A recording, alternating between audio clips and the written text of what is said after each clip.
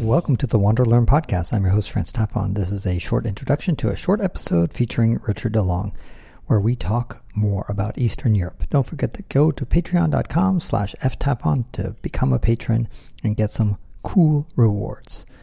Now, enjoy this short episode about Eastern Europe. You've lived in Slovakia for many years. Mm-hmm. You lived in Ukraine for many years. Yeah. Georgia, you've been here for how many years? Coming up on 11. Yeah. Crazy. And which one am I leaving out? Russia For a couple of years. Right. Yeah. Where to next? You're going to go to China? So, I don't even see myself as a traveler. Yes. Well, you live. That's right. You immerse yourself. Yeah. You're not a pussy like me who just kind of like skimming the cream yes, up of everything. Right. This cream tastes good. And that's it's right. better than the last and one. I don't realize that there's a big piece of meat underneath that cream. Yeah. There's meat all the way down. Exactly. Lots of meat. Turtles all the way down.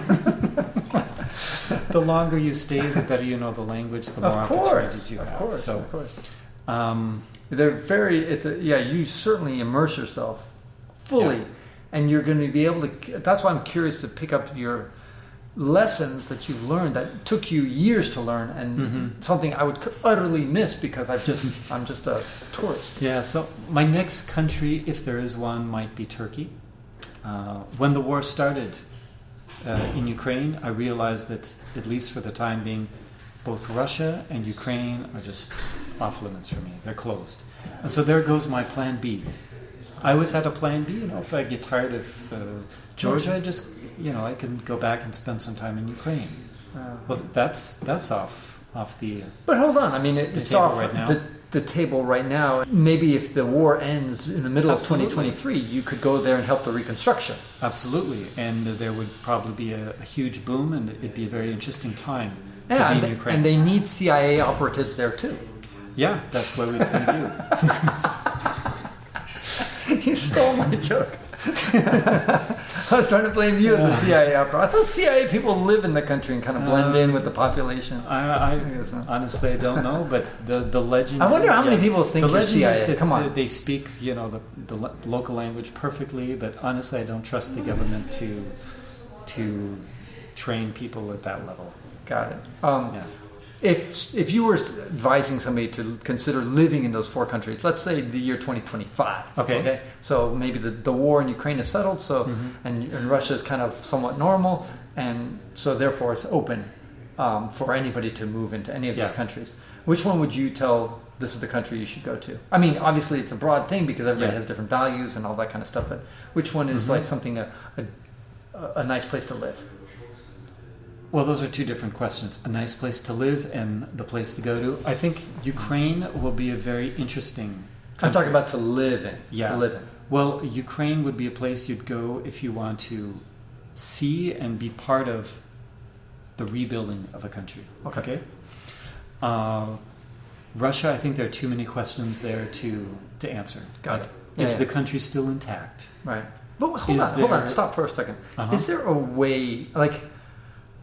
For Russians, they might think they've already broken up into 15 pieces, right? Because some of them consider the republics, the 15 republics, well, there are 14 other ones besides Russia, as part of them. If the United States were to break up, I would say, okay, Alaska is going to break off, Hawaii is going to break off, and Florida is going to break off, and Texas, right? Yeah. These are the prime suspects for the United States. What about Russia? What territories? Some people say the North Caucasus. So that's not just Chechnya, that's also Dagestan. Okay. Dagestan and Chechnya would be the most obvious candidates. Yeah. Maybe the Russian Far East. Okay. Places like Buryatia, where there are Buryats living, right? Or the places with a lot of Tatars. So places that have like Kazan, maybe. Yeah, places like that. Okay. Places that have a strong enough local nationalist or ethnic identity. But what the percentage chance? I would say 10% that's going to happen. What do you think? So I think maybe you're envisioning a situation where these republics just start saying, bye-bye, Russia, we're gone. But what if Russia experiences a crushing military defeat such that the entire power structure breaks down? And what if one of the conditions of surrender is a restructuring of the entire power system, governance system? So more autonomy given to these regions, for example.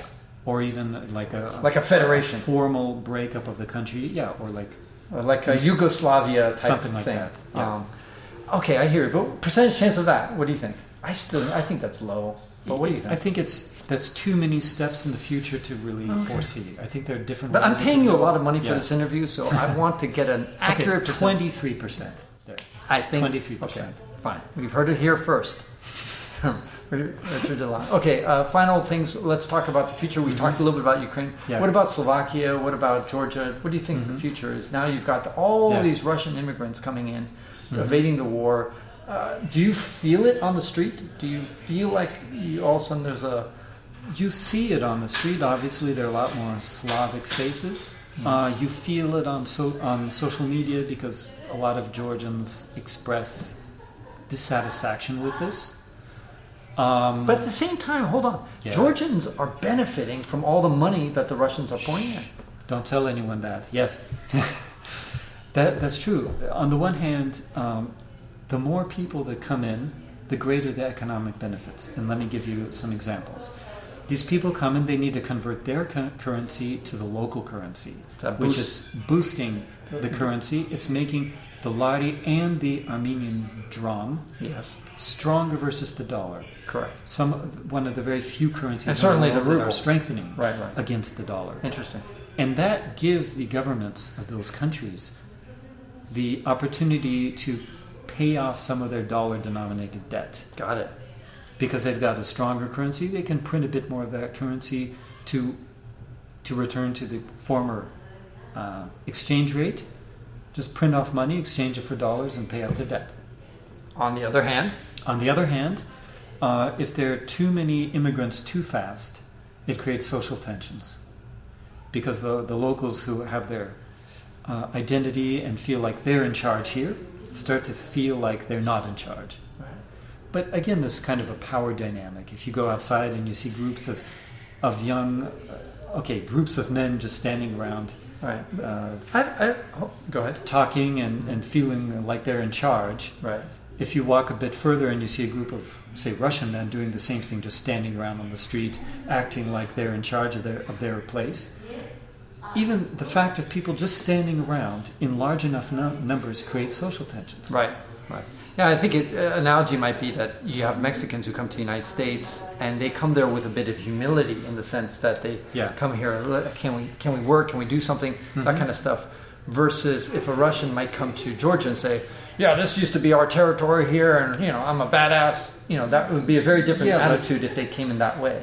That is correct. However, my experience is that they're coming humbly. Good. Yeah. Good. However, because I think Americans, when they go to Mexico, they're coming with more arrogance. A U.S. citizen goes to Mexico, and they're like, I'm from North America, no, badass. Yeah. I think you're spot on with that. And Russian tourists, or a certain percentage of Russian tourists, have had that attitude in the past, coming to Georgia. But not now. I think now they're a bit more humble. They're more humble. I'm talking about the tourists. Correct. And the people fleeing mobilization are much more humble. Right. Okay. They are grateful. Many of them are very scared, actually, when they enter the country. Maybe they've been told that you can't speak Russian here. Right. Everyone hates Russia, and they still come, and they're just fearful for people's attitudes. I've seen graffiti in Georgia. Fuck Russia. Many places. There are streets where you see anti-Russia graffiti every 10 meters. Yeah, and same thing in Armenia, by the way. Yeah. Even though Armenia is nominally more pro-Russia than Georgia. If people want to follow you, Rick, and hear more of your insights or talk to you, where can they reach you? I can refer you to my website on language learning, where I've condensed my experience from learning 10 different languages. Okay, one of those was my native language. Maybe that doesn't count. And that website is called frictionlessmastery.com. Excellent. Yeah, so if you want to learn my insights for mastering any language to any level, that's where you go. Fabulous. Richard, it's been a pleasure.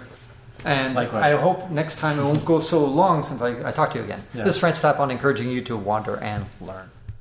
And that ends this episode of the WanderLearn podcast, where we explore travel, technology, and transformation.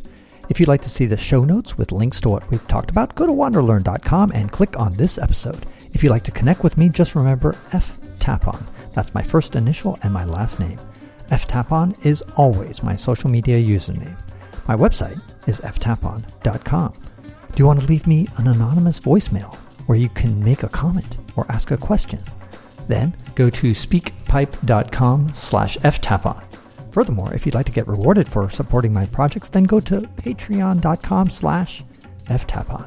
That's where you can pick up some remarkable rewards for as little as $2 a month. Now, 5 quick favors. Number 1, subscribe to the WanderLearn podcast. 2, download it. 3, share it. 4, review it. And 5, sign up for my newsletter at wanderlearn.com. Our theme music was composed by Eric Stratman. This is Francis Tapon, encouraging you to wander and learn.